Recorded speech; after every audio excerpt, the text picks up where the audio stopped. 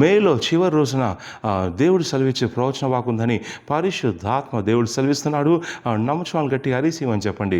ఈరోజు మే 31వ తారీఖు అండి, లాస్ట్ రోజు. ఈరోజు ఈ మాసంలో లాస్ట్ రోజు. సో దేవుడు ఈ యొక్క 5 మాసాలు ఈ సంవత్సరంలో మళ్ళీ కాచి కాపాడాడు, నడిపించాడు, సజీవులుగా ఉంచారు. ఎంతోమంది చనిపోయారు, అయితే దేవుడు మళ్ళీ సజీవంగా ఉంచి ఉన్నాడు. అందుని బట్టి దేవునికి వందనాలు చెల్లిస్తున్నాను. అయితే ఈ చివరి రోజున పరిశుద్ధాత్మ దేవుడు నీతో సెలవిచ్చే కొంచెం ముఖ్యమైన మాట ఉంది.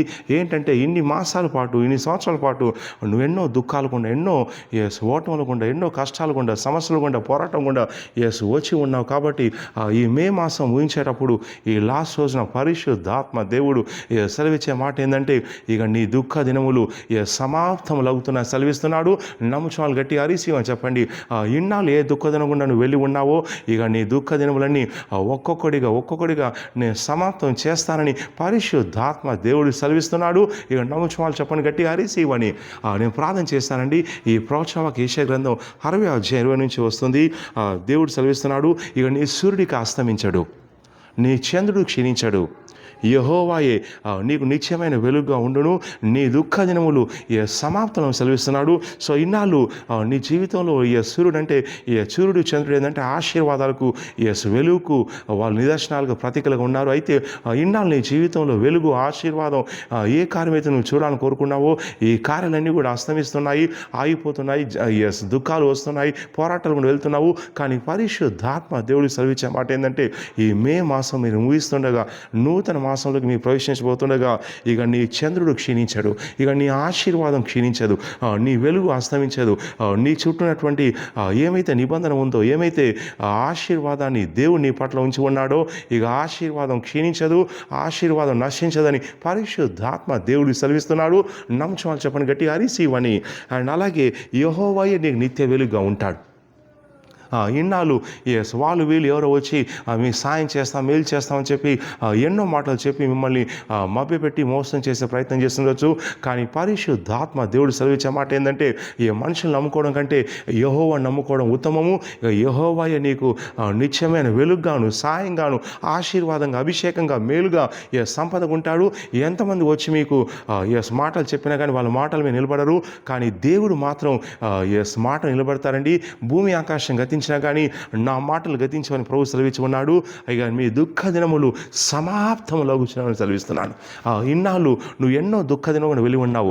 అవి ఆర్థికపరమైన దుఃఖ దినములు కావచ్చు, లేక కుటుంబపరమైన దుఃఖ దినం కావచ్చు, లేక ఆరోగ్యరీత్యా దుఃఖ దినములు, నొప్పులతో కూడినటువంటి దుఃఖ దినములు, అవమానాలు, పోరాటాలు, హింసలు, సంకటాలు, అలాగే కోర్టు కేసులు, గొడవలు, తగాదాలు, నిందలు, నొప్పులు, ఆరోగ్య సమస్యలు, అప్పులు, ఇలా చూసుకుని పోతే రకరకాల దుఃఖ దినములు కూడా నువ్వు వెళ్ళి ఉన్నావు. అయితే పరిశుద్ధాత్మ దేవుడికి సెలవిచ్చే మాట ఏంటంటే, నేను ఈ దుఃఖ దినములు చూచి ఉన్నాను, ఇక అది సమాప్తం కాబోతుంది, ముగిసిపోబోతుంది.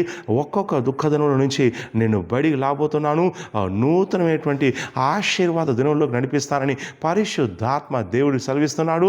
ఇక నమ్ముచువాళ్ళు గట్టిగా అరిసివని చెప్పండి, వారిసివని చెప్పండి. ఇన్నాళ్ళు నువ్వు పడ్డటువంటి పోరాటాలకు ఇక ముగింపు రాబోతుంది. ఇన్నాళ్ళు నువ్వు ఏడ్చిన కన్నీళ్లకు జవాబు రాబోతుంది. ఇన్నాళ్ళు నువ్వు చేసిన ప్రార్థనలకు పరిశుద్ధాత్మ దేవుడు అద్భుతంగా సహాయం చేయబోతున్నాడు, అద్భుతంగా మేలు చేయబోతున్నాడు, మార్గం సరళం చేయబోతున్నాడు. సో కాబట్టి ఎవరైతే నిరుత్సాహంలో, నిరాశలో ఉన్నారో, ఎన్నాళ్ళు ఈ పోరాటం, ఎన్నాళ్ళు ఈ కష్టాలు, ఎన్నాళ్ళు ఈ సంకటాలు, ఎన్నాళ్ళు ఈ బాధలని చెప్పి ఎవరైతే అడుక్కుంటూ బాధపడుతున్నారో వారితో సూటిగా పరిశుద్ధాత్మ సెలవిచ్చే మాట ఏంటంటే, ఇక నీ దుఃఖ దినం మూసిపోయి ఉన్నాయి. ఇక మీరు మే మాసం ముగిస్తుండగా మీపై పనిచేసే ప్రతి శాపం నేను కొట్టివేస్తున్నాను, శాపం నుంచి మీరు విడిపించబడతారని ప్రవచిస్తున్నాను. నమ్ముచున్నాను గట్టిగా అరిసివని చెప్పండి.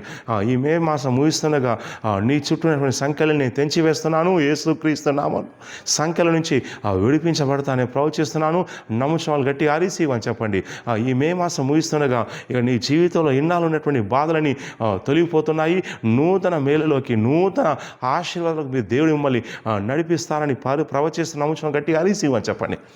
ఈ వీడియోను మీ వాట్సాప్ గ్రూపులో, ఫేస్బుక్ గ్రూపులో షేర్ చేయండి, లైక్ చేయండి. ఇక వాట్సాప్ గ్రూపులో షేర్ చేసి వీడియోను వైరల్ చేయండి, లైక్ చేయండి. అలాగే మా యూట్యూబ్ ఛానల్ని సబ్స్క్రైబ్ చేసుకోండి.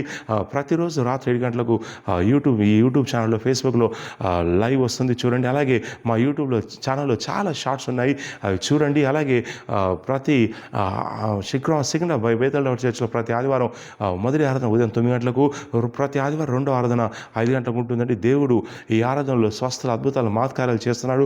సో కాబట్టి కుటుంబాలకు వచ్చి పాల్గొనండి.